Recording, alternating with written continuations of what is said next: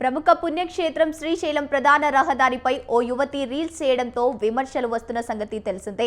నిత్య cute baby పేరుతో ఉన్న ఇన్స్టాగ్రామ్ హ్యాండిలింగ్లో యువతి వీడియోలను పోస్ట్ చేసింది.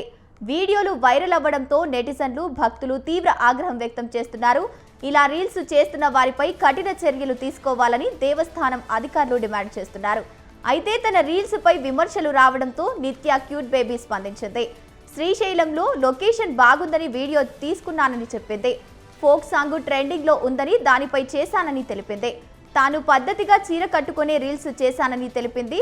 పొట్టి బట్టలు వేసుకోలేదని చెప్పింది.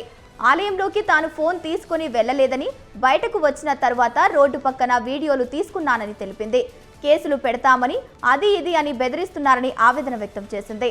తాను తప్పుగా ప్రవర్తించలేదని, తప్పు చేశానని అనుకుంటే క్షమించాలని కోరింది.